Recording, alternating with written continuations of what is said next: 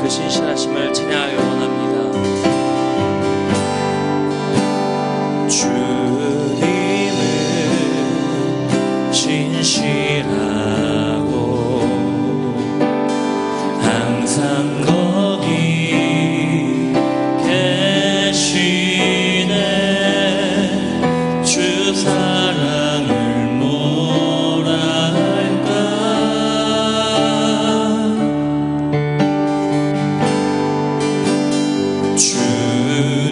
주님은 신실하고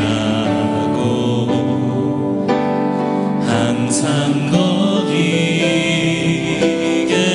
계시네. 주 사랑을 뭐라 할까.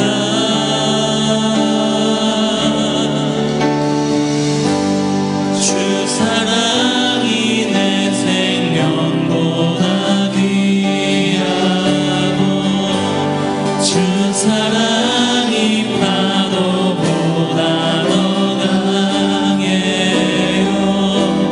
세월이 가도 꽃이 시들어도 주 사랑 영원해. 주님 사랑 신실해요.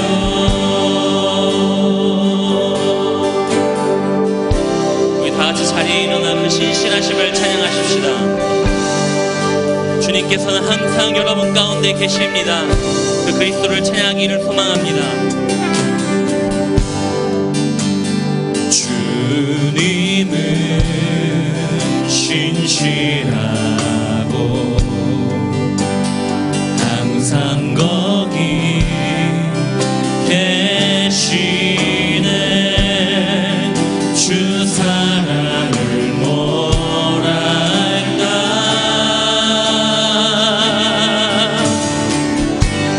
주 사랑이 내 생명보다 귀하고 주 사랑이 파도보다 더 강해요.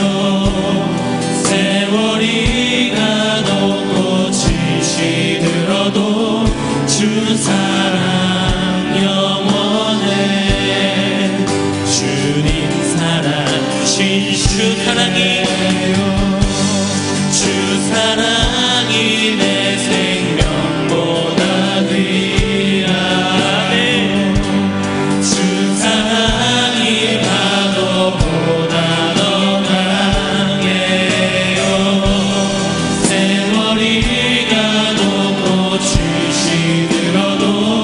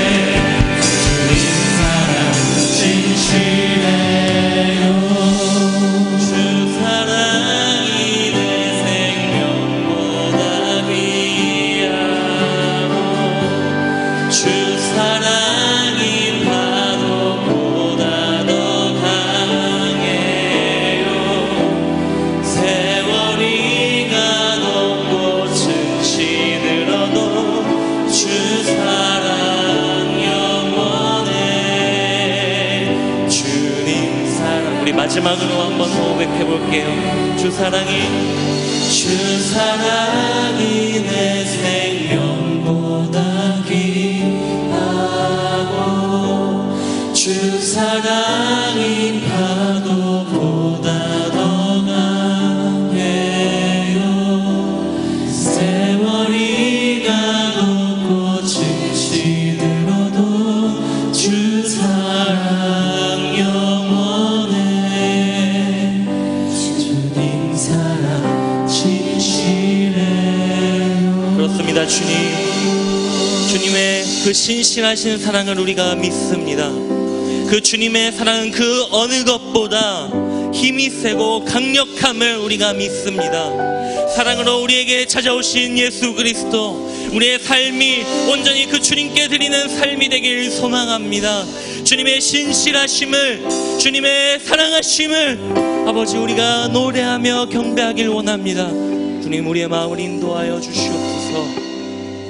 감사합니다. 예수 그리스도의 이름으로 기도드렸습니다. 아멘.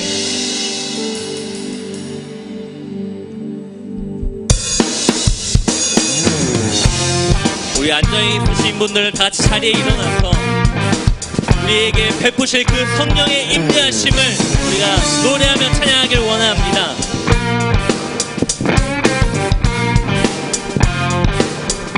다시 고백해볼까요? 빈들의 마른 풀, 빈들의 마른 풀같이 시드는 나의 영혼, 주님의 약속한 성령 간절히 기다리네.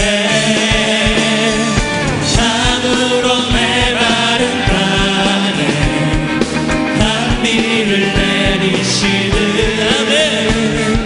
성령의 단비를 부어 새 생명 주옵소서. 아멘. 여러분에게 새 생명을 허락하실 것입니다. 반가운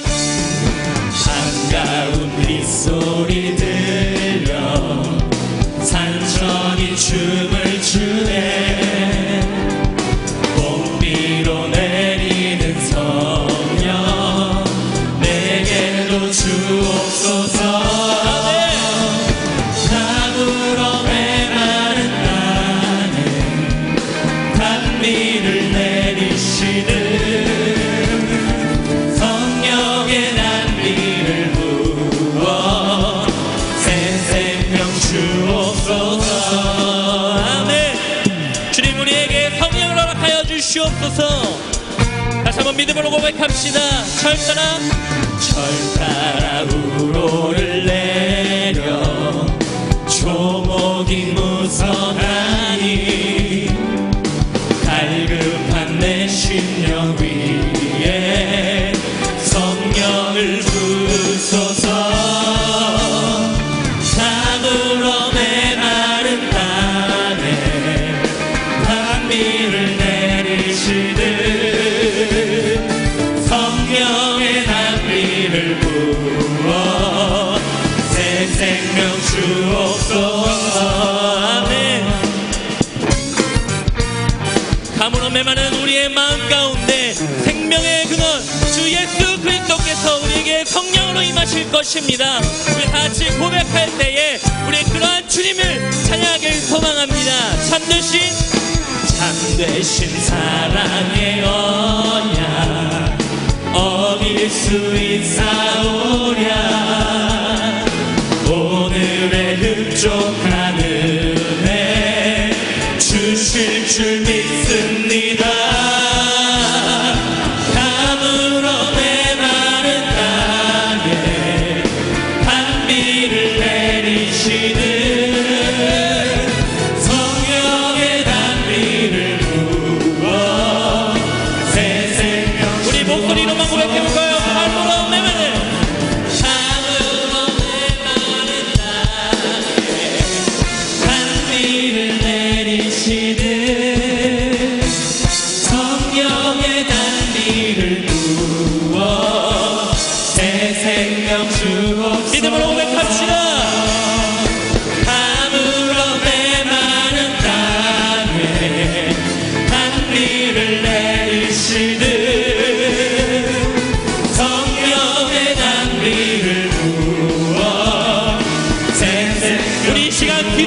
원합니다. 주님, 우리의 마음 가운데도 성령의 담비를 내리시고 그 성령으로 인하여 주님을 바라보는 삶을 살게 하여 주시옵소서라고 우리 시간 그 성령님을 구하며 나아갑시다. 기도하겠습니다. 우리의 마음 가운데도 성령의 담비를 내려주시옵소서. 아버지, 우리가 성령 충만함으로 주님께 나아가길 소망합니다. 감으로 가는 내 마음 가운데 아버지 생수의 근원신 그 예수 그리스도의 그 사랑으로 가득 채우시고 성령으로 임하신 그 주님을 찬양하며 나아가는 우리들의 그 있도록 주님이 인도하여 주시옵소서. 고백합시다. 감으로 메마른 땅에 단비를 내리시듯 성령의 단비를 부어 새생명. 마지막으로 고백해 보겠습니다. 강으로 메마른 땅에 단비를 내리시듯 성령의 단비를 부어 새생명 주옵소서.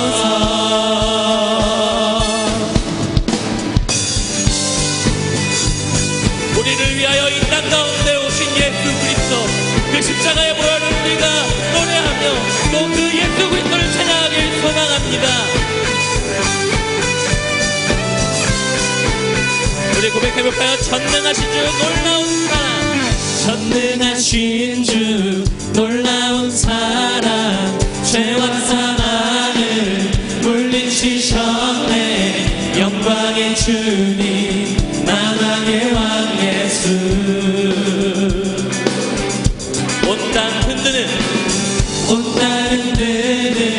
주님의 위엄, 모든 만물이 주를 경배해. 영광의 주님, 만왕의 왕 예수. 다시 한번 고백합시다. 전능하신 주 놀라운 사랑, 전능하신 주 놀라운 사랑, 죄와 사망을 물리치셨네. 영광의 주님, 만왕의 왕 예수. 온 땅 흔드는 주님의 위엄, 모든 만물이 주를 경배해. 영광의 주님, 만왕의 왕 예수. 놀라우신 은혜, 완전하신 사랑, 나의 죄 위하여 십자가 지신 주, 생명을 주시고 자유케 하셨네. 영선에 가신 모든 일 찬양해.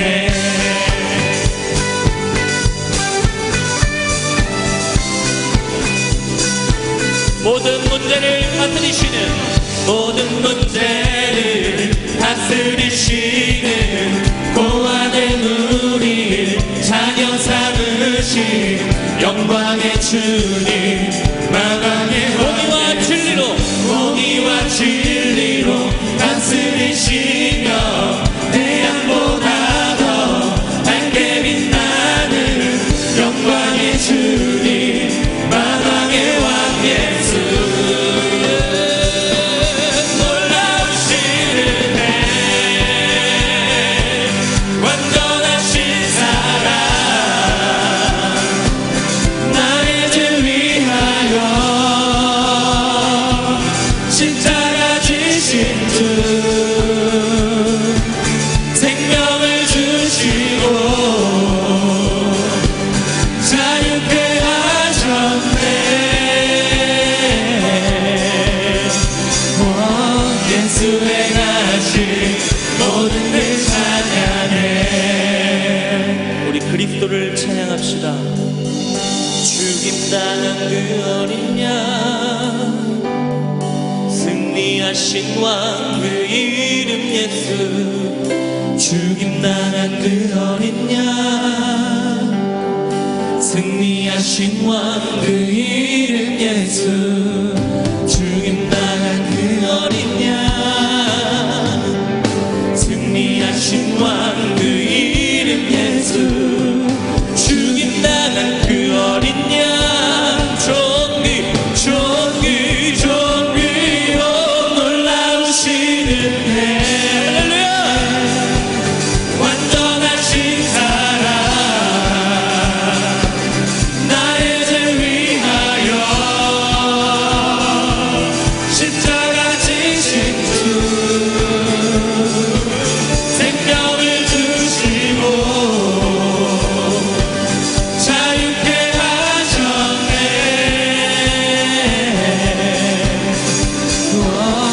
예수의 나신 모든 일 찬양해.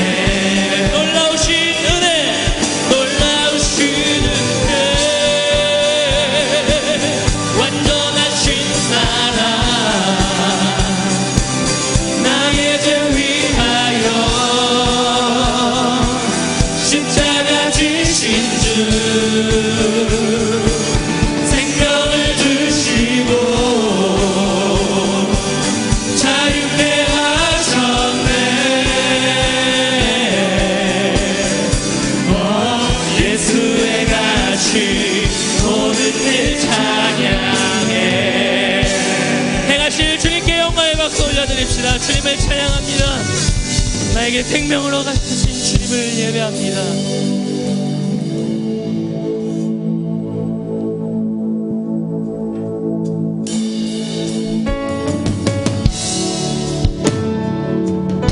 새롭게 배워보는 찬양인데요, 이 가사에 집중하셔서 그 그리스도를 우리가 묵상하며 주님께 올려드리길 소망합니다.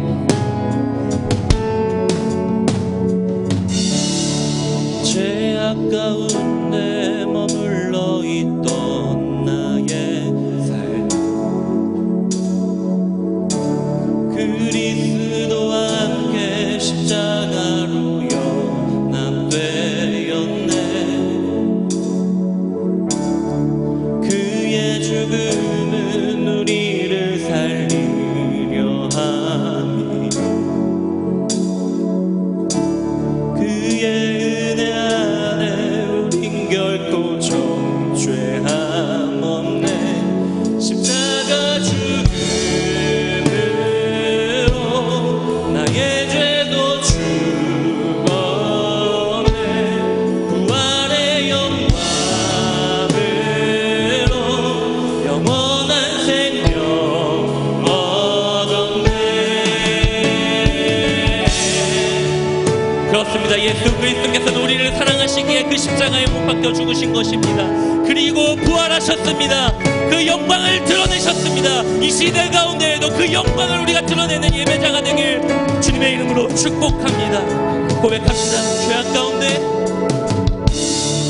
죄악 가운데 머물러 있던 나의 삶이 그리스도와 함께 십자가로 연합되었네.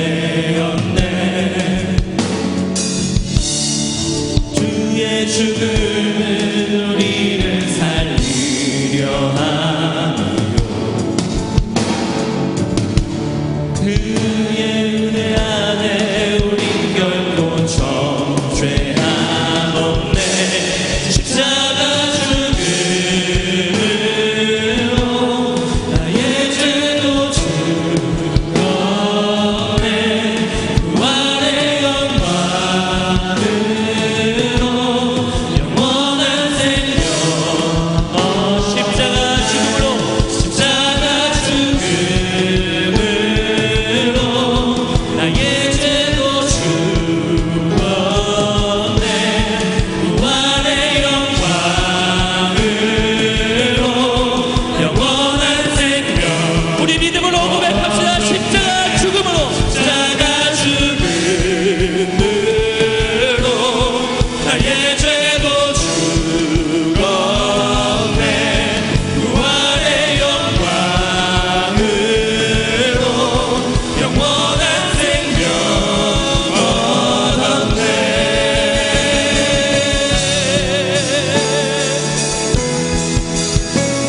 나를 위하여 그 십자가에 못 박혀 죽으신 예수 그리스도, 아버지 그 사랑을 우리가 기억하며 나아가는 삶을 살아가게 하여 주시옵소서. 아버지 주님의 은혜를 만끽하며 누리며 나아가는 우리들이 되게 하여 주시옵소서. 은혜 아래 있네. 모든 죄에서 해방된 사랑 안에 있네. 그 무엇도 끊을 수 없네. 은혜 아래 있네. 은혜 아래 있네. 모든 죄에서 해방됐네. 사랑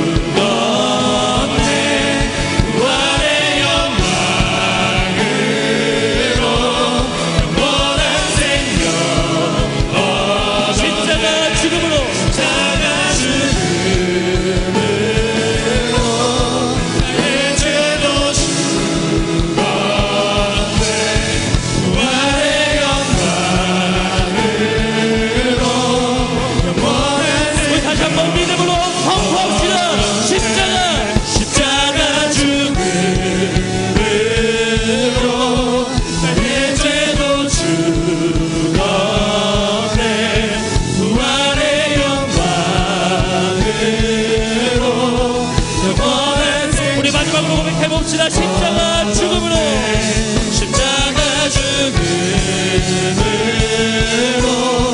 나의 죄도 죽었네. 부활의 영광으로 영원한 생명 얻었네. 은혜로다 주의 은혜 한량없는 주의 은혜 은혜로다 주의 은혜 변함없는 진실하신 주의 은혜로다 은혜로다 은혜로다 주의 은혜 한량없는 주의 은혜 은혜로다 주의 은혜 변함없는 신실하신 주의 은혜 마지막으로 고백해봅시다. 은혜로다 은혜로다 주의 은혜 한량없는 주의 은혜 은혜로다 주의 은혜 변함없는 신실 변함없는 변함없는 신실 변함없는 신실하신 변함없는 신실 변함없는 신실하신 변함없는 신실 변함없는 신실하신 변함없는 신실하신 주의 은혜 그렇습니다. 주님 주님의 사랑은 변함이 없으신 줄 압니다. 아버지 아버지 주님만을 우리가 바라보며 그 은혜를 기억하며 그 은혜 아래 있음을 우리가 기억하며 이 세상을 살아가게 하여 주시옵소서. 아버지 그 주님의 그 사랑을 누리기를 소망합니다. 주님 우리와 함께하여 주시옵소서. 예수 그리스도의 이름으로 기도드렸습니다. 아멘.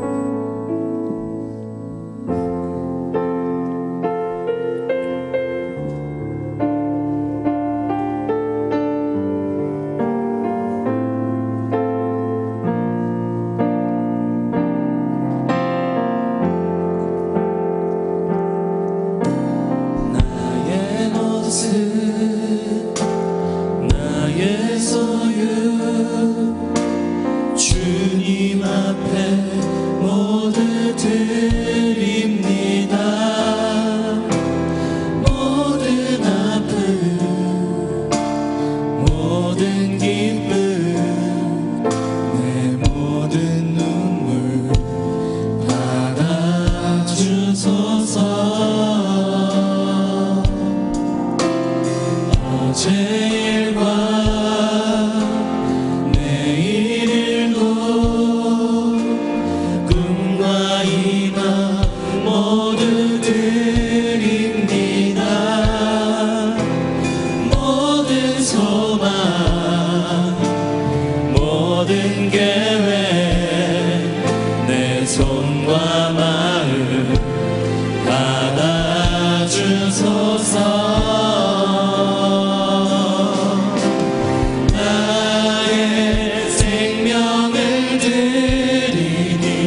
주 영광 위하여 사용하옵소서. 내가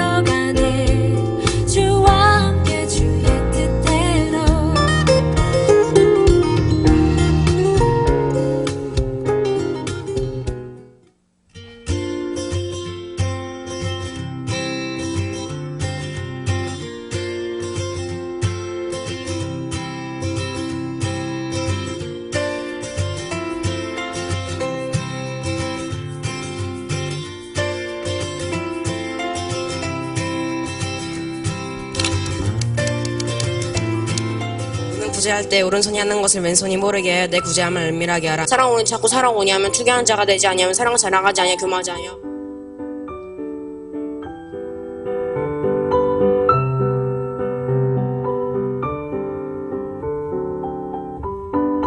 너희에게 같은 말을 쓰는 것이 내게는 수고로움이 없고 너에게는 안전이라. 개들을 상하고 배락하는 자들을 상하고 몸을 상해.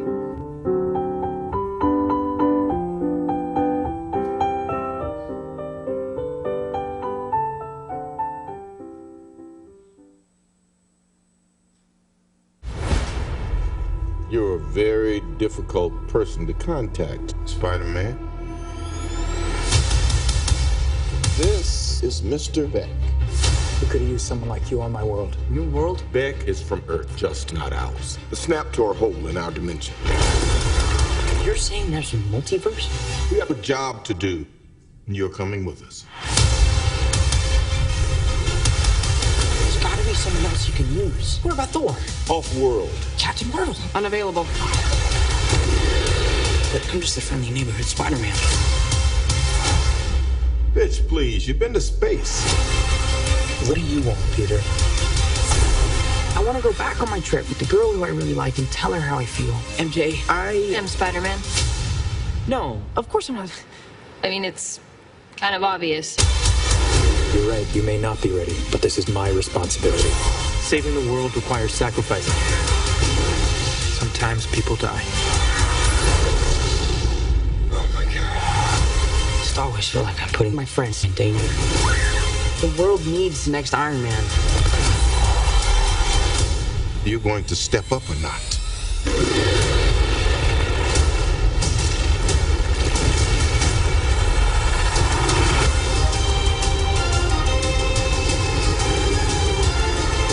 I gotta get you guys out of here. Get on the jet. Who are you? I work with Spider-Man. You work for Spider-Man? I work with Spider-Man, not for Spider-Man.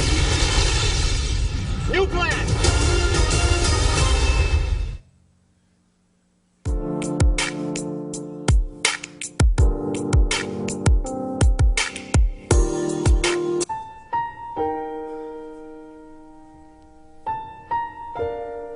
교회에 처음 가면 생기는 일.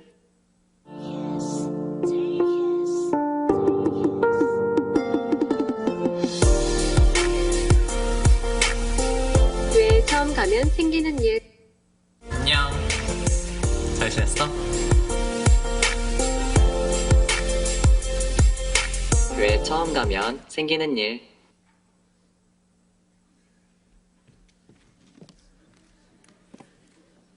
예, 주일 사부 열린 예배에 참석하신 모든 성도님 또 형제자매님들 주님의 이름으로 환영하고 축복합니다.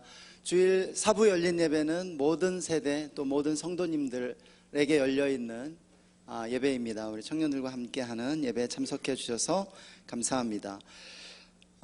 우리 그 여름 캠프 광고 보셨는데요. 우리 청년부 1년 행사 중에 가장 중요한 행사입니다. 우리 청년들도 함께 다 같이 소중히 여겨주시는 줄 믿습니다. 우리의 소속감을 확인하고 또 우리가 새로운 하나님의 공동체로 빚어지는 이 귀한 여름 캠프 저희가 한 달 정도 앞당겨서 7월 18일부터 20일 시작하는데요. 지금 한 달여 남은 것 같습니다.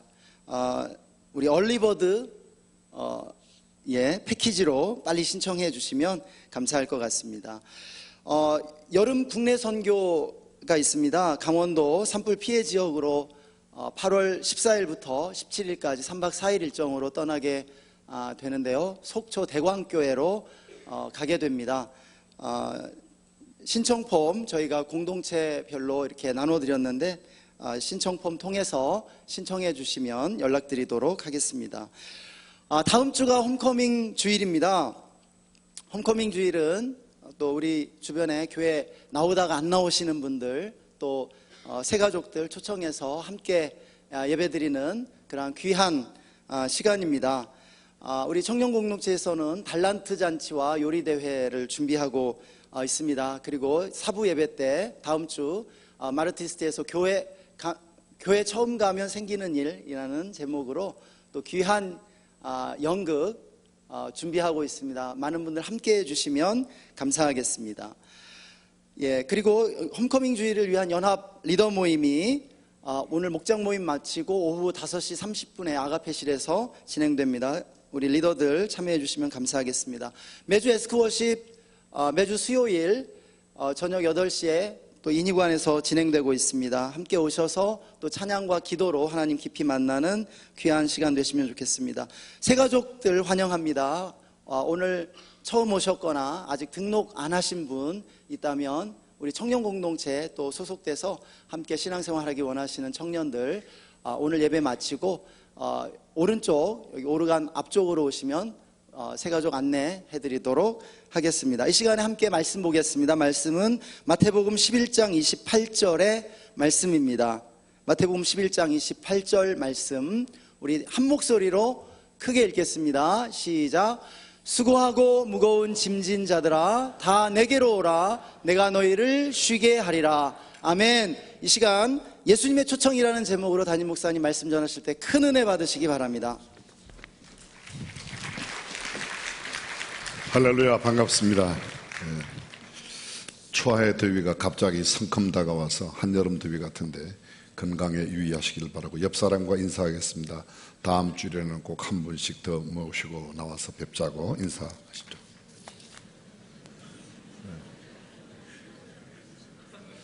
옆 사람이 전혀 안 데리고 올 것 같으면 나라도 데려오겠다고 나라도 데려오겠습니다. 한 번만 더 인사하실까요?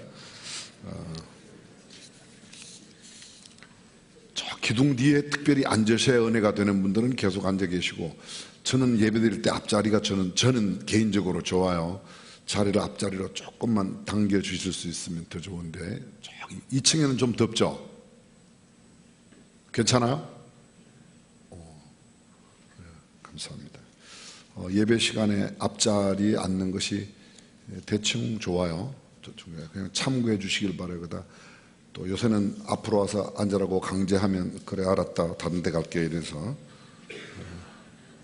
점잖게 제가 말씀드렸습니다. 우리의 인생길에는 원하든 원하지 않든 어두운 밤을 만나게 되죠. 질병의 밤, 이별의 밤, 좌절과 절망의 밤, 가난의 밤, 숨는 밤들이 다가옵니다. 애써서 피하려고 해보지만 마음대로 피하여지지도 않고 반강제적으로 다가오기도 합니다. 우리가 바란다고 해서 우리가 바라는 대로 다 된다면 지금처럼 살 수 있는 사람은 아무도 없을 겁니다. 다 더 나은 형편에 살 것입니다. 그런데 인생에 어두운 밤이 있다는 게 우리에게 큰 축복이라는 사실을 우리는 새카맣게 잊고 살 때가 있습니다. 이 어두운 밤, 낮에도 밤에도 별은 떠 있어요. 그런데 밤이 되어야 별이 보입니다. 밤이 있어야 열매가 맺혀요. 제가 오산에 있었을 때 우리 교회 사택 앞에 24시간 가로등이 밤에 이렇게 쭉 밤에도 켜져 있어요. 근데 거기에 있는 식물들이 자라기는 잘 자라는데 전혀 열매가 없어요. 나중에 알아봤더니 밤에는 전기불이 없어야 캄캄해야 열매를 맺는다고 그러더라고요. 식물도 그러하거든 하물며 사람도 마찬가지입니다. 별이 뜨지 않는 인생이란 죽은 인생이나 마찬가지죠. 그래서 그 누구도 밤이 지나지 않고는 새벽을 기다릴 수 없고 밤이 없이는 열매가 없다는 겁니다. 아름다운 꽃도 아침에 활짝 피어나는 예쁜 모든 꽃들도 어두운 밤이 있어야 그렇게 꽃이 핀다는 거죠.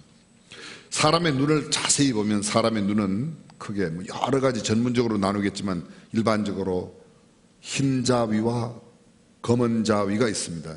근데 이 검은 자위의 동공, 소위 수정체를 통해서 사물을 바라보게 되죠. 어떤 사람이 글을 썼습니다. 그것은 어두움을 통해서 세상을 볼 수 있다는 놀라운 진리가 담겨 있답니다. 실제로 하나님께서 그런 의도로 만드셨는지는 성경에 없습니다. 그러나 그의 해석은 상당히 일리가 있다는 생각입니다. 검은 어두운 눈동자를 통해서 이 세상을 바라볼 수 있는 것처럼 밤하늘이 어두울 때 영롱한 별을 볼 수 있습니다. 내 인생에 캄캄한 밤이 올 때, 고통과 시련의 어두움이 찾아올 때 우리는 내 인생 가운데 영롱하게 반짝이는 그 별을 볼 수 있다는 것입니다. 이 세상 살아가는 사람들 가운데 수고가 없고 무거운 짐이 없고 고통의 밤을 겪지 않은 사람은 한 사람도 없습니다. 정도의 차이는 있지만 다 있습니다. 그 수고의 크기 또는 무거운 짐의 무게가 객관적으로는 다 다를 겁니다. 그러나 주관적으로 대부분은 내가 겪는 수고, 내가 당하는, 내가 짊어지고 있는 죄짐이 아니면 여러 가지 짐이 더 무겁다고 생각합니다. 오늘 성경은 주님께서 이렇게 말씀하세요. 수고하고 무거운 짐진 자들아. 인생을 이야기할 때 수고하고 무거운 짐을 지고 있다. 마치 광야 같은 세상 험산 줄령이 있는 인생길, 광풍 노도가 휘몰아치는 바다에 이력편주처럼 떠다니는 인생길, 인생 항로를 이야기하는 듯합니다. 사람은 겉으로 보기에는 굉장히 어마어마하죠. 인간이 세운 부조물 가운데, 지상에 세운 부조물 가운데 현재 완성된 부조물로 제일 높은 게 브루스 칼리파라고 하는 두바이에 있는 빌딩입니다. 높이가 808m야. 엄청 높죠. 지금 현재 사우디아라비아 제다에 짓고 있는, 그래서 내년에 완공 예정인데 높이가 1km입니다. 1000m야. 근데 이 완공도 덜 됐는데 그거보다 더 높은 빌딩을 또 두바이에 짓겠다고 지금 기초공사를 하고 있습니다. 소위 초고층 빌딩에 경쟁이 붙은 듯합니다. 여러분 4차 산업혁명 시대의 총알이라고 불리우는 드론이라든지 AI 인공지능을 가진 로봇, 사물인터넷, 빅데이터 이런 모든 것들 생각해보면 인간의 지능이 정말 어마어마하고 얼마나 위대하다 하는 생각을 갖습니다. 근데 한편 반대로 생각해보면 이런 재능과 능력이 많이 있지만 인간이 얼마나 연약한 존재인지 우리는 알게 됩니다. 주체하지 못하는 슬픔 앞에서 몸부림치는 모습, 무서운 고독 앞에서 밤을 새우는 사람들, 심각한 질병 앞에 하얗게 질려버린 사람들, 피할 수 없는 죽음 앞에 지푸라기와도 같은 그런 존재인 사람, 어쩌면 성경처럼 지렁이만도 못한 그런 인생인지도 모르겠습니다. 인생은 너무나 가엾을 정도로 나약하디 나약한 그런 존재입니다. 이러한 존재를 두고 예수님은 이렇게 말합니다. 수고하고 무거운 짐진 자들아. 여러분, 이 수고라는 단어가 성경에 굉장히 여러 번 나타나요. 제일 먼저 수고라는 단어가 나타나는데 혹시 어딘지 아십니까? 창세기 3장 16절이에요. 이렇게 되어 있습니다. 또 여자에게 이르시되 내가 네게 잉태하는 고통을 크게 더하리니 네가 수고하고 자식을 낳을 것이며. 첫 번째 수고라는 단어가 여자가 수고하여 아들을 잉태하여 아들을 낳게 된다는 거예요. 자식을 낳을 것이다. 그 다음 두 번째가 그 다음 구절 17절입니다. 아담에게 이르시되 네가 내 아내의 말을 듣고 내가 너더러 먹지 말라 한 나무의 실과를 먹었은즉 땅은 너로 인하여 저주를 받고 너는 종신토록 수고하여야. 종신토록이 뭐죠? 죽을 때까지. 사람은 죽을 때까지 수고를 해야 먹고 살게 되어 있습니다. 여자들은 수고하여 자식을 낳도록 되어 있습니다. 근데 이 수고의 고통이 왜 왔습니까? 수고의 고통이 아담과 하와가 하나님의 말씀을 어겼기 때문에요. 하나님으로부터 멀어졌습니다. 여러분은 누가복음 15장에 있는 돌아온 탕자의 비유를 잘 알고 있습니다. 아버지, 내게 돌아올 분깃을 내게 주십시오. 그건 다 정리해서 아버지 집을 떠나갑니다. 그로부터 그에게는 비극이 시작되는 겁니다. 훗날 돼지가 먹는 쥐염 열매로 배를 불리고자 해도 주는 사람이 없어 허기진 그때야 내 집에는 양식이 풍족한 품꾼이 얼마나 많은 곳, 나는 여기서 줄여 죽는구나. 일을 하자니 힘이 들고 땅을 파자니 힘을 들고 얻어먹자니 부끄럽다. 그런 처량한 인생이 되었습니다. 왜요? 아버지의 곁을 떠났기 때문에. 다시 말하면 죄를 범하여서 그렇다는 겁니다. 120년의 생을 살았던 모세가 그의 기도 가운데서 우리의 년수가 70이요 강건하면 80이라도 그 년수의 자랑은 수고와 슬픔뿐이요 신속기간이 우리가 날아가나이다. 인생은 70, 80인데 그 연수의 자랑이 뭐라고요? 수고와 슬픔이라고. 인생의 자랑은 수고와 슬픔이라고. 그리고 신속히 날아간다고 말하고 있습니다. 시편 기자는 시편 104편에서 사람은 나와서 노동하며 저녁까지 수고한다. 노동하며 저녁까지 수고한다. 나와서, 이 나온다는 의미가 어딘지는 정확히 모릅니다. 출생을 의미하는지 아니면 피투성의 존재로 이 지구상에 던져질 때부터인지. 어쨌든 석양까지. 석양이 언제요? 인생의 황혼에까지. 종신토록 수고한다. 말이 똑같습니다. 수고로운 인생에 대해서 전도서 2장은 거의 한 구절에 단어를 2번씩 써가면서 여러 번 강조합니다. 그 마음이 밤에도 쉬지 못하니 이것도 헛되다. 사람이 먹고 마시며 수고하는 가운데서 심령으로 낙을 누리게 하는 것보다 나은 것이 없다. 심령으로 낙을 누리는 것 외에는 인생은 고달프다는 거예요. 다른 말로 말하면요, 마음의 평안이 없으면, 심령이 평안을 누리지 못하면 참된 평안은 없다는 겁니다. 전도서 3장 13절, 사람마다 먹고 마시는 것과 수고함으로 낙을 누리는 것이 하나님의 선물이라. 수고함으로 낙을 누리는 것이 하나님의 선물이다. 수고하는 게 낙이에요? 그리고 수고하는 그 낙이 하나님의 선물이라고요? 이건 참 어려운 표현입니다. 제가 뒤에 설명을 하겠습니다. 다시 한번 여쭤볼게요. 여러분, 수고가 뭐예요? 뭐를 수고라고 그래요? 알긴 아는데 설명이 좀 곤란하죠. 제가 히브리 헬라 사전을 찾아봤다니요, 중요한 몇 가지 의미가 있더라고요. 일단 수고라는 말은 노동, 노고 이런 말과 비슷한 말인데, 예기야 카파임이라고 하는 단어로 되어 있는 단어는 혹사당하다, 착취당하다는 뜻이 있습니다. 야곱이 자기의 외갓집에 가서 20년 동안 거기에 수고했다. 그 수고라는 단어가 내가 노동을 착취당하고 혹사당했다는 겁니다. 두 번째, 아말이라는 단어가 있습니다. 근로하다, 힘써 일하다. 이거는 한자로 신고, 매울 신자, 고통스러울 고자 씁니다. 다시 말하면 얼마나 고통이 매운 것인지, 이 수고라는 게 인생의 매운맛을 보여주는 겁니다. 인간적인 경영의 헛된 모습에 인용되고 있고, 비관적인 인생을 표현할 때 바로 이 단어 아말이라고 하는 단어를 쓴다는 겁니다. 그러니까 수고는, 인생은 정말 비참한 가운데 비관적인 인생을 이야기할 때 그런 표현으로. 세 번째, 바로스라는 단어가 있습니다. 이건 무게입니다. 시험의 짐, 노고의 짐, 영어로 burden. 그것이 내게 너무 짐스럽다는 것이죠. 마지막 네 번째, 코포스라는 단어는 가슴을 친다는 뜻이 있습니다. 너무 괴롭고 고통스러워서 견뎌내지 못할 때 내 가슴을 치면서 통곡하고 한숨을 쉬는 고통, 그것이 바로 수고라는 뜻이죠. 이 모든 단어를 합쳐보면 인간에게 고통을 주는 모든 행위, 그것이 바로 수고라는 겁니다. 나를 매우 힘들게 하는 모든 일들, 이를테면 삶의 무게가 얼마나 크게 느껴지는지, 가족을 부양하고 자녀를 양육하고 부모님을 공경하고 병든 아내와 남편을 간호하며 살아가는 일들, 성격이 맞지 않아서 힘들게 살아가는 부부관계의 갈등, 힘든 직장생활, 인간관계, 질병, 시련, 고치지 못하는 여러 습관들, 이 모든 것들이 인생의 수고로운 거랍니다. 그리고 또 무거운 짐이 있습니다. 무거운 짐. 여러분, 가장 무거운 짐을 많이 옮길 수 있는 교통수단이 배이죠. 배. 18세기 한 1700년대에 배가 가장 많이 왕성하게 활동했는데요, 많은 짐을 싣고 운반을 하다가, 운송을 하다가 전복이 되는 겁니다. 이게 왜 이렇게 전복이 되는가? 짐을 많이 실어도 전복되고 적게 실어도 전복되고. 근데 어떤 사람이 연구를 해요. 그 연구를 해서 발표한 사람이 사무엘 프림솔이라고 하는 사람인데, 이 프림솔이 드디어 알아냈습니다. 배는 적당량의 무게를 유지해야 간다는 겁니다. 너무 가볍게 실어도 넘어가고, 너무 많이 실어도 침몰되고. 그래서 프림솔 라인이라고 배에 보면 가운데 노란 선이나 흰 선을 쭉 그어놓았어요.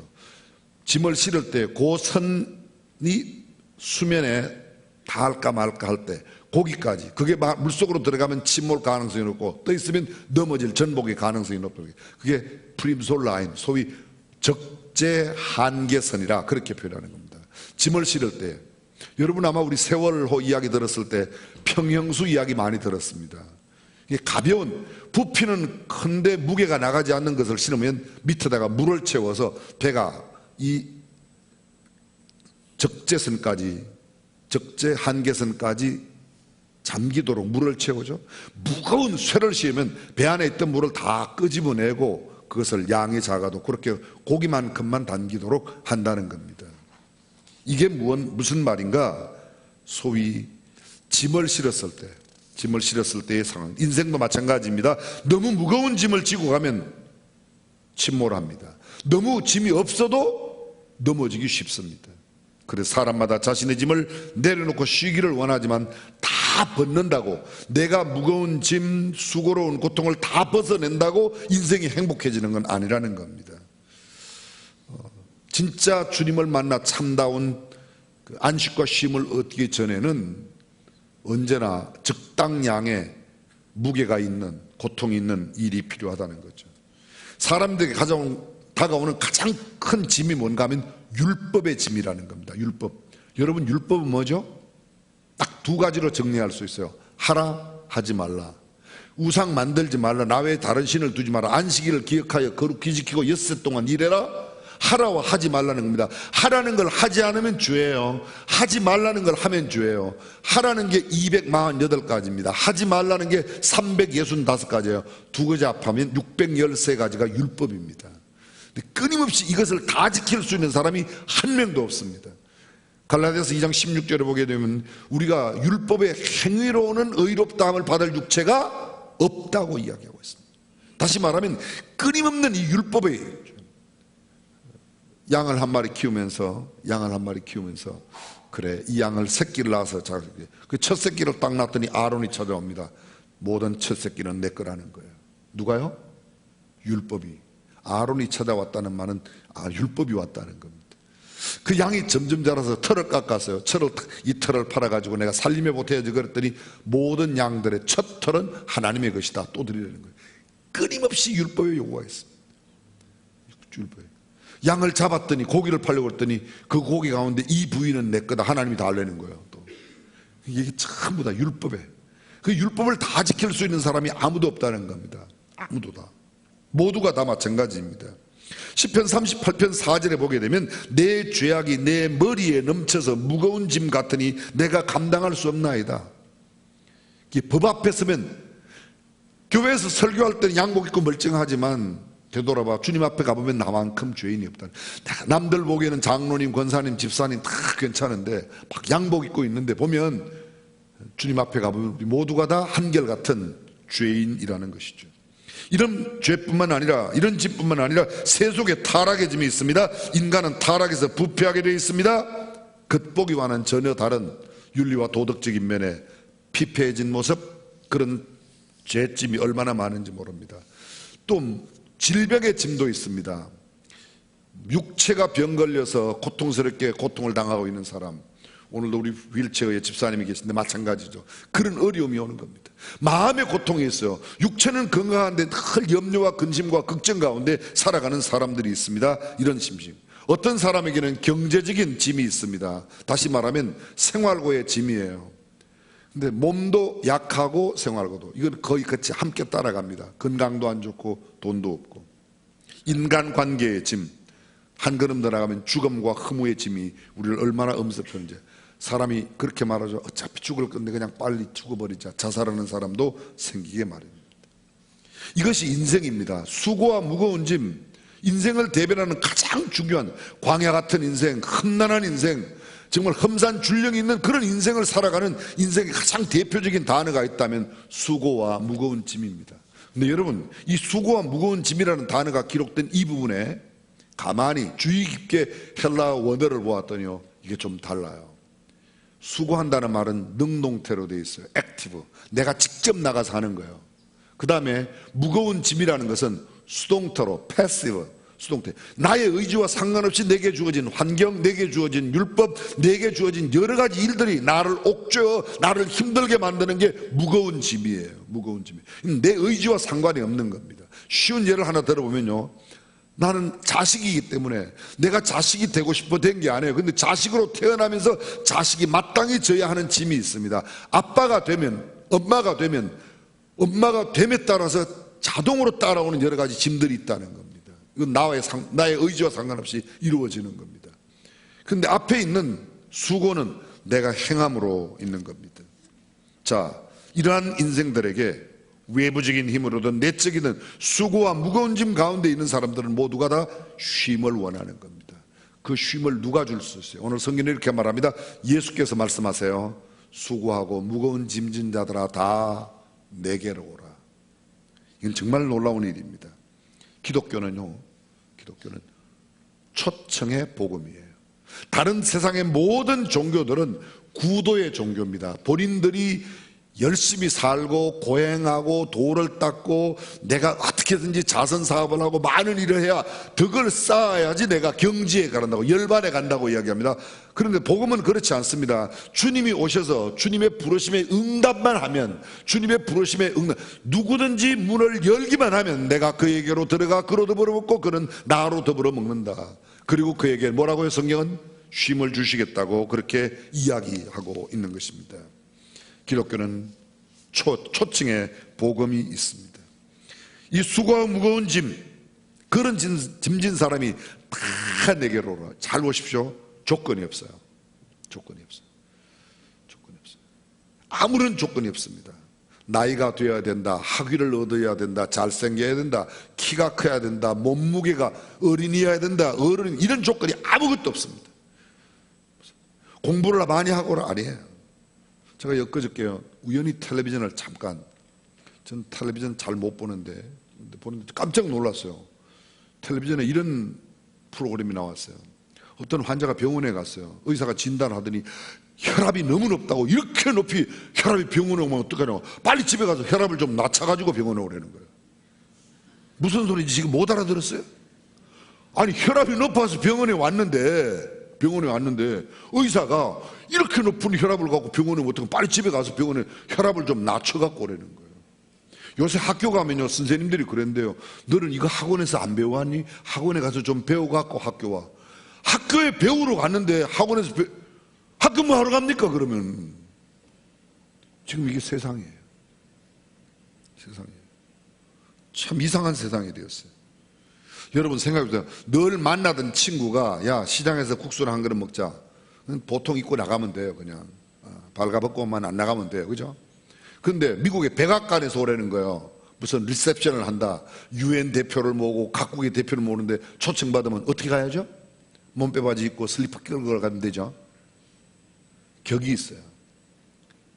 근데 보십시오, 여기에 지금 우리를 초청한 분이 누구예요? 청와대의 주인이 아니에요. 이분이요, 백악관의 주인이 아니에요. 온 우주 만물을 만드신 그분 하나님이, 그분 예수님이 우리를 초청하는 거예요. 여러분, 이사야가 예수님 하나님을 만났을 때의 장면이 이사야 6장에 나옵니다. 주님을 만나면서 그 성전에 나타난 주님을 배울 때 이사야가 화로다 나여 망하게 되었도다. 나는 입술이 부정한 사람이요 입술이 부정한 백성 중에 거하면서 만군의 여호와이신 하나님을 배웠다. 얼마나 두렵고 떨리는지 모르다. 집태가 흔들리고 막 묻지방이 흔들리고 하나님의 임재 앞에 그가 그렇게 두려워합니다. 그때 화저로 핀 수저를 갖다가 하나님께서 이사야의 입을 찢어주고 내가 깨끗하게 되었다고, 정하게 되었다고, 그리고 누구를 보낼까 할 때 주여 나를 보내소서 내가 여기 있나이다. 여러분, 이사야 같은 대선지자가 하나님을 만나도요 그렇게 두렵고 떨림으로 만나는 겁니다. 그런데 오늘 그 주님이 우리에게 조건도 없이 오라는 거야. 아무런 조건이, 박사학위 받고 와라, 나이가 얼마 되거든 와라, 돈 좀 벌어 갖고 와라, 그런 게 없습니다. 주님의 초청에는 조건과 아무런 원인, 사연이 없어도 그냥 주님의 음성에 귀만 기울이고 듣고 나오면 주께서 우리에게 참된 쉼을 허락해 주시는 줄로 믿습니다. 그렇습니다. 이것이 가장 큰 특징이라는 겁니다. 주님이 우리를 부르셨어요. 조건 없이. 뭘 가지고 와라 안 해요. 헌금을 드리는 건 우리가 하나님 앞에 감사의 보답이지, 헌금을 드려서 하나님이 우리를 만나주는 거 아니잖아요. 그렇죠? 선한 일을 해서 만나주는 거예요. 죄 있는 자도 오라는 겁니다. 너희는 와서 사 먹되 값 없이 사 먹으라는 겁니다. 오라, 우리가 서로 변론하자. 너희 죄가 주홍같이 붉을지라도 눈과 같이 지롱같이 붉을지라도 양털같이 되리라. 수고하고 무거운 짐진 자들아 다 내게로 오라. 조건이 없습니다. 어떤 죄인도 오라는 겁니다. 와서 공짜로 오라는 거예요. 공짜로. 아니 왜 주님은 공짜로 오는데 목사는 왜 헌금 가져오라고, 언제 헌금 가져오라고 그랬어요? 헌금은 주님께 받은 은혜에 대한 보답의 내 마음의 표시이지 가지고 왔기 때문에 만나는 게 아니라는 겁니다. 그렇습니다. 세상에 수많은 길이 있어요. 서울 가는 길은 안양으로 해서 갈 수도 있고 천호동으로 들어가도 되고 여러 가지 길이 있어요. 그러나 천국의 길은 유일한 예수님의 길밖에 없는 줄로 믿습니다. 그분이 오늘도 부르고 계세요. 예수가 우리를 부르는 소리, 금성 부드러운 음성으로부터 부르셔서 우리에게 뭘 하시려고요? 일 시키려고? 아니에요. 수고하고 무거운 짐진 자들아 다 내게로 오라. 내가 너희를 쉬게 하겠다는 겁니다. 참 이 말씀이 그렇죠. 쉬어가세요. 좀 쉬어가며 하세요. 그런 얘기가 그렇게 듣기 좋아요. 저를 말해요. 좀 쉬엄쉬엄 해라. 우리 어머니가 쉬어라고 하는 이야기는 그렇게 많이 와닿질 않아요. 성도들이 좀 쉬어가며 하세요. 그러면요, 그게 그렇게 와닿아요. 막 제 마음을 이해해 주는 것 같아서. 여러분 안 그래요? 좀 쉬며 하세요. 너무 이러다가 쓰러지면 어떡하려고요. 정이 넘치죠. 정이 오죠. 그러면 더 열심히 해. 더 열심히 쉬어가며 하세요. 그 정이 오는 겁니다. 근데 보십시오. 쉼. 여러분은 쉼할 때 뭐가 생각나요? 저는 쉼하면요 휴가가 생각나요. 휴가, 쉼, 휴가. 그런데요 사람들이 휴가를 갖고도 잘 쉬지를 못해요. 휴가 때 갑니다. 쉬러 가요. 근데 쉬러 갔다 오면 얼마나 피곤한지 휴가 끝날 때 이틀 더 쉬어야 휴가 때 쌓인 피로가 풀려지는 거예요. 이 수준 높은 이야기를 이해하세요? 쉼이 아니에요. 그건 쉼이 아니에요. 휴가가 내게 오히려 피곤을 갖다 준 겁니다. 어떤 사람은요 휴가를 맞아서, 유럽 사람들은 특별히 독일 사람 같은데 이번 휴가에 내가 아무런 방해도 안 받고 지금 책을 읽고 있는데 너무 행복하다는 거예요. 책 읽는 게 쉬는 거예요? 책 읽는 게 여간 어려운 게 아닙니다. 그죠? 여러분들이 1년에 몇 권이나 읽는지 보면 알잖아요. 그게 얼마나 힘든 일이면 많이 못 읽어요. 그렇게 이달에 추천도서라고 이번에도 6월 달에 추천도서가 뭐 담임 목사 책이라고 그러는데 안 사가? 굳세게 안 사가? 가끔 어떤 사람이 샀어요. 그러면 사인해달라. 그런 사람. 글쎄 오늘은 좀 팔릴려나 모르겠습니다. 자 여러분, 그런데요 어떤 사람은 휴가 때 죽으라고 일을 하는 거예요. 자기 집 담장 수리하고 막 집 청소하고 천정을 리모델링을 싹 하는 거예요. 그리고 나서요 이번에 휴가를 너무너무 잘 보냈다고 이야기해요. 죽으라고 일만 했는데 그게 뭔지 아세요? 이 사람에게는 늘 짐이었어요. 뭐가요? 집안 청소를 하고 집안 정리하는 게 굉장히 짐으로 있었는데 휴가 때 그걸 싹 정리했다는 그 짐을 완전히 벗어났어요. 그 사람은 휴가를 잘 보냈어요? 못 보냈어요? 무슨 소리인지 못 알아들어요? 알아들어요? 잘 보냈어요? 못 보냈어요? 잘 보냈어요. 그 사람은 땀을 뻘뻘 흘리면서 여름 휴가를 그게 다 썼는데도 내가 그동안 나를 압박하던 이 지저분한 집을 깨끗하게 정리하고 나를 옥죄어왔던 그 부담으로부터 벗어났다는 거예요. 그 사람은 휴가를 잘하는 거예요. 여러분 쉼을 얻는다는 게 뭐예요? 나를 억압하고 있는 염려와 근심으로부터 벗어나야 참된 자유를 누려야 쉼을 얻는 겁니다. 놀러 갔다 왔다고 쉼이 아니에요. 놀러는 갔어요. 그런데 숙제 때문에 막 번민하고 뭘 해야 되는데 못한 것 때문에 그건 쉼이 아니지. 그건 고통이죠. 고난이죠. 그걸 왜 해요? 왜? 그건 잘못된 쉼이라는 겁니다. 보십시오. 내 등에 짐이 없다면이라고 하는 글이 있습니다. 내 등에 짐이 없다면, 내 등에 짐이 없었다면 나는 세상을 바로 살지 못했을 겁니다. 내 등의 짐 때문에 늘 조심하면서 바르고 성실하게 살아왔습니다. 이제 보니 내 등의 짐은 나를 바르게 살도록 한 귀한 선물이었습니다. 제가 아까 전도서 3장에 있는 말씀 읽을 때 수고의 낙이 하나님의 선물이다. 그렇습니다. 짐이 내게 선물이라는 거야. 내 등에 짐이 없었다면 나는 사랑을 몰랐을 것입니다. 내 등에 있는 짐의 무게로 남의 고통을 느꼈고 이를 통해 사랑과 용서도 알았습니다. 이제 보니 내 등의 짐은 나에게 사랑을 가르쳐준 귀한 선물이었습니다. 내 등에 짐이 없었다면 나는 겸손과 소박함의 기쁨을 몰랐을 것입니다. 내 등의 짐 때문에 나는 늘 나를 낮추고 소박하게 살아왔습니다. 이제 보니 내 등의 짐은 나에게 기쁨을 전해준 귀한 선물이었습니다. 그렇습니다. 짐이 전혀, 지금은 짐이 있으니까 짐을 벗어나고 싶지만 그 짐이 완전히 없어진다고 좋은 게 아닙니다. 자 여러분 여쭤볼게요. 둘 중에 하나를 골라보세요. 나는 하여간 비실비실 병치를 하며 살아도 하여간 짐만 없었으면 좋겠다. 무거운 짐만 없었으면 좋겠다. 또 하나는요, 나는 어떤 짐도 문제가 안 돼. 나는 그냥 튼튼한 어깨가 있어서 아무리 무거운 뭐 힘든 일을 해도 그냥 기쁘고 즐겁고 신나게 살면 좋겠다. 자, 1번 어떤 짐이 있어도 기분 좋게 신나게 짐이라고 느끼지 않고 승리하며 살겠다. 1번. 2번 난 싫어. 난 비실비실 살고 병으로 살아고 하여간 고냥해도 짐만 없으면 좋겠다. 몇 번? 뭔지 못 알아들으셨어요? 이해를 못 하셨어요? 몇 번? 1번이에요. 맞아요? 그 봐요. 짐이라는 게 나쁜 게 아니라 짐을 감당해낼 수 있는 힘과 능력이 없다는 게 문제이죠. 짐이 없어도 내가 비실비실하고 완전 병치레만 하고 언제 어떻게 될지 좌절과 절망 가운데 짐이 없어도 전혀 기쁘질 않습니다. 자, 보십시오. 급류가 내려갑니다. 급류가 굉장히 물살이 있어요. 근데 몸이 너무 가벼워요. 그냥 들어가면 그냥 떠내려가요.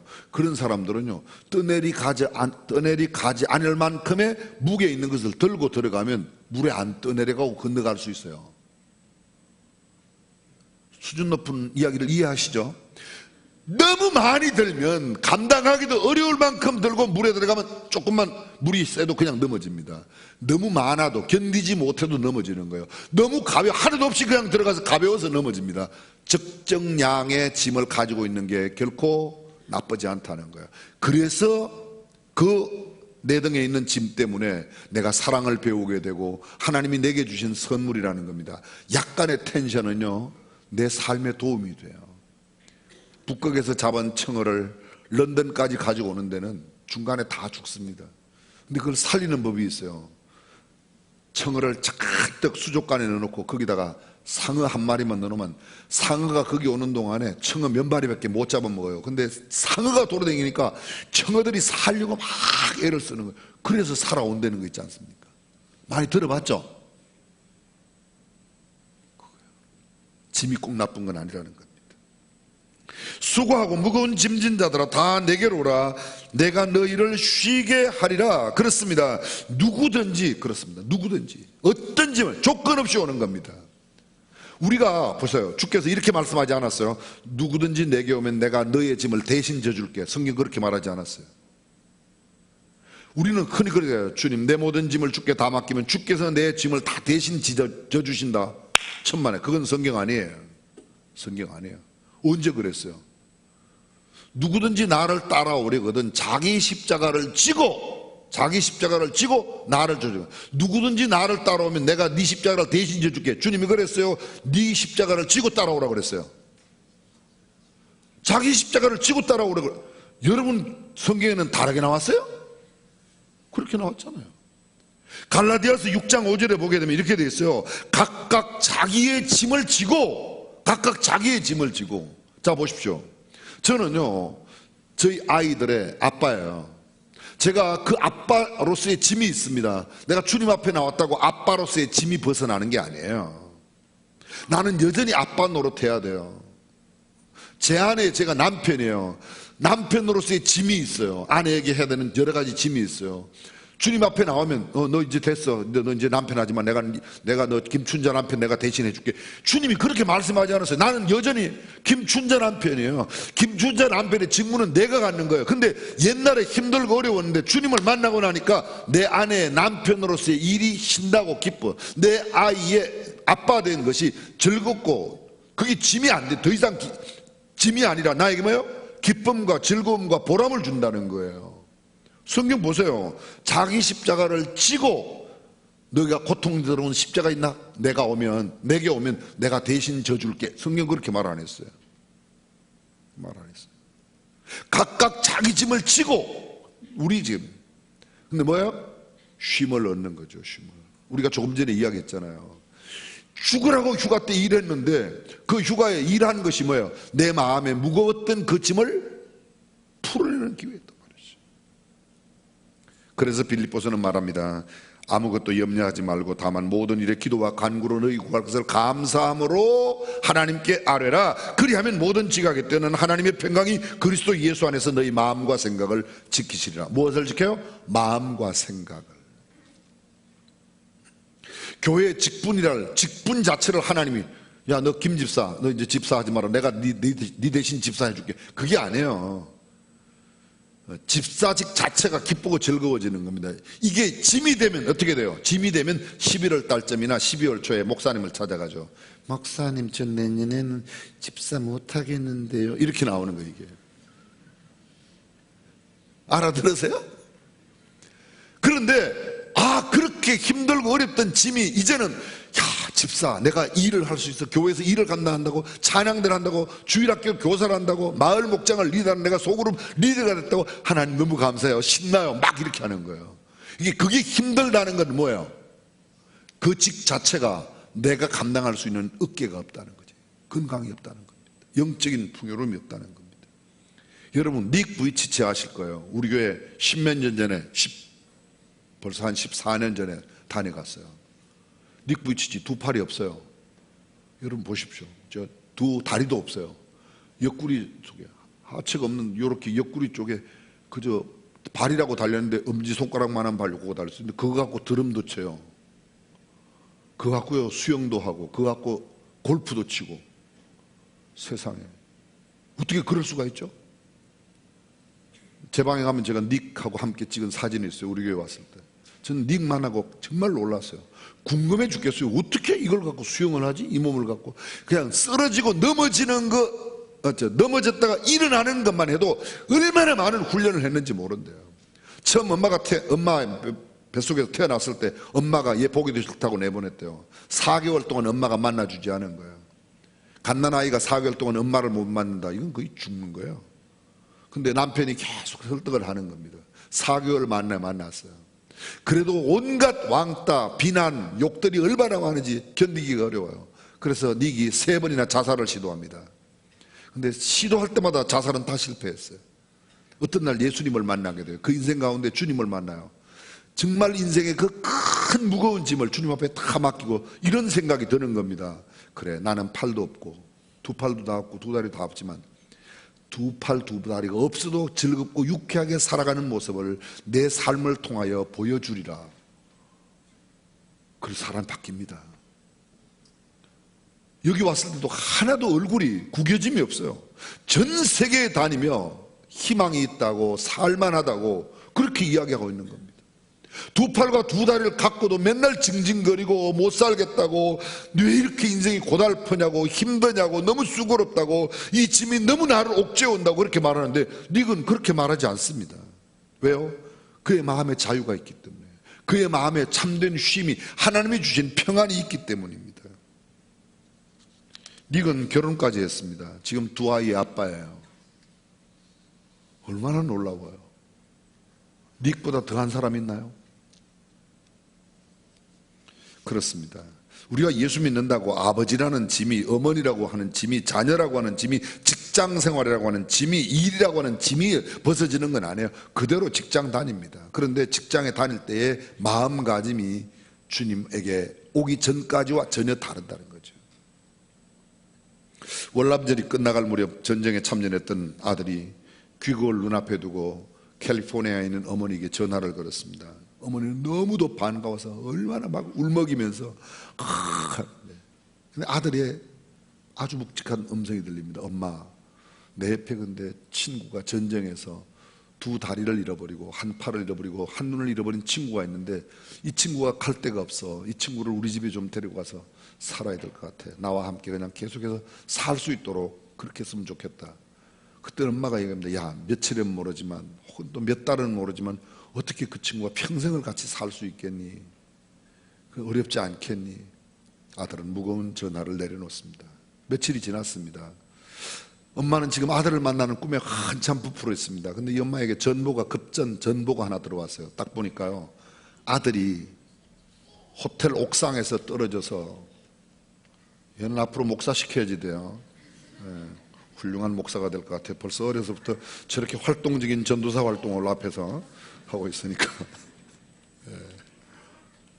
괜찮아요. 저는 우리 교회 예배 때마다 저런 아이들이 막 돌아다녔으면 좋겠어요. 미래가 있다는 거예요. 저런 아이가 안 돌아다닌다는 거는 장사할 일밖에 없는데 감사해요. 괜찮아요. 아주 잘생겼어요. 그랬어요. 전보를 받고 자기 아들이 호텔 옥상에서 떨어져 죽었다는 거예요. 얼마나 기가 막히게 막 갔어요. 현장으로 달려가서 보니까 시신을 보니까요, 아들이 두 다리가 없어요. 아들이 팔이 없고 눈이 없는 거예요. 아들이 너무 수준을 높게 이야기했어. 엄마 수준에 맞춰서 좀, 엄마 내가 다리를 잃었어요, 팔을 잃었어요, 눈도 없어요, 이런 모습으로 엄마를. 그럼 엄마가 받아주었을 거예요, 그죠? 엄마가 받아줬을 거예요. 근데 엄마한테 너무 고상하게 이야기했어요. 그런 친구를 어떻게 같이 살겠냐. 아, 내가 우리 엄마에게 짐이 되는구나. 스스로 목숨을 끊은 거예요. 잘못 찾아갔죠. 그 친구가 누구에게 와야 되는 거예요? 인생에 그 무거운 짐을 지고 주님께 가서 그 문제를 해결해야 되는 거예요. 사랑하는 여러분, 우리의 문제를 유일하게 해결해 줄 수 있는 분은 주님밖에 없는 줄로 믿습니다. 세상의 사람들은 조건을 따져요. 연애를 할 때도, 직장에서 사람을 구할 때도 엑셀 할 줄 압니까? 뭐 할 줄 압니까? 이런 것들을 다 조건을 따져요. 주님은 조건이 없어요. 주님 만나러 오는데 뭐 엑셀 이런 거 해야 돼요? 소프트웨어 뭐 몇 가지 사가지고 가야 돼요? 그런 거 필요 없어요. 컴퓨터 못해도 상관없고, 드론 못해도 상관없고, 공부 못해도 상관없고. 세상에서 공부 잘하면, 우리 예담학교는 공부 꼭 잘하는 아이가 아니죠. 학교 부적응, 학습 부진 아이, 이런 아이들이 80%예요.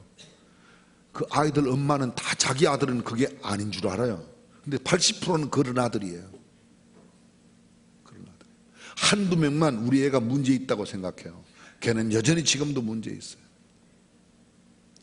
근데 선생님들이나 객관적으로 볼 때는 학교 잘 부적응 못해요. 그러나 저는 그들이 주님 앞에 바르게 서 주님을 만나게 되면 그들의 인생에 참다운 쉼을 얻을 줄로 믿습니다. 오늘 내가 갖고 있는 무거운 짐, 죄짐부터 염려와 근심, 질병과 고통, 인간관계의 여러 가지 문제점, 정말 기가 막힐 웅덩이와 수렁 같은 곳에 있을지라도 주님이 견고한 반석으로 인도해 내신다고 하셨는데, 주님의 초청에 응해서 우리 모두가 멋지고 근사한 행복한 삶 살아가시기를 주님의 이름으로 축복합니다. 다 함께 우리 자리에 일어나셔서 예수가 우리를 부르는 소리 찬양 한번 같이 하고 마지막 기도하도록 그렇게 하겠습니다. 일어서실 수 있는 분들은 다 함께 일어나서 예수가 우리를 부르는 소리.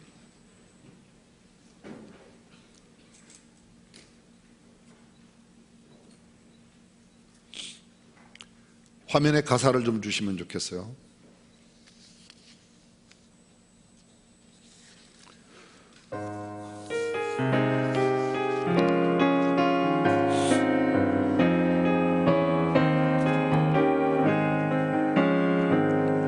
예수가 우리를 부르는 소리 금성 부드러워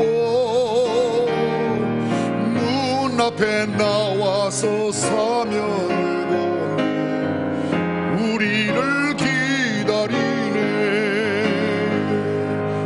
오라 오라 방황치 말고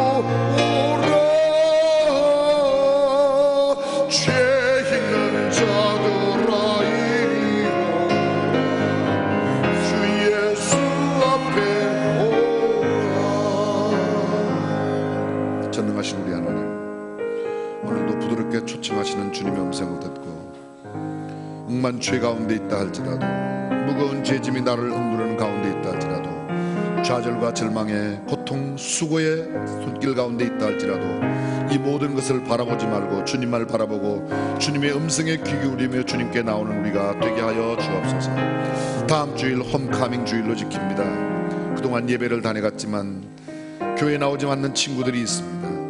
칼빈은 하나님은 우리 아버지요 교회는 우리 어머니라 했는데, 아버지의 품을 떠나 어머니의 품을 떠나 있는 사람들이 다시금 아버지의 품으로, 주님의 몸된 교회의 품으로 돌아오는 축복된 계기가 되게 하여 주옵소서. 이제 주님 앞에 나와 새로운 삶의 회복과 쉼을 원하고 또 그것을 누리기를 원하는 모든 주의 백성들 주께서 기억하여 주시옵소서. 이제는 우리 주 예수 그리스도의 은혜와 하나님의 무한하신 사랑과 성령님의 감동 감화 교통 충만하심이 오늘 주님의 초청에 응하고 또 앞으로 응하기를 원하는 사람들을 주님 앞에 인도하기로 다짐하는 모든 형제와 자매 가운데 영원토록 함께 하시기를 간절히 축원하옵나이다. 아멘.